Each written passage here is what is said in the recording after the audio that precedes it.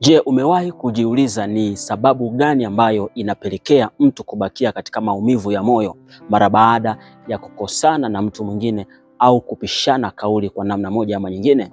Hii ni tatizo ambalo limekuwa likitokea katika maisha ya watu wengi sana ya kila siku katika maisha yetu.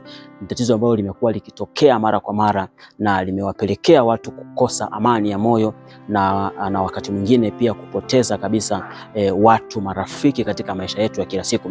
Sasa kuna sababu moja kuu sana ambayo natamani ni kupatie siku ya leo.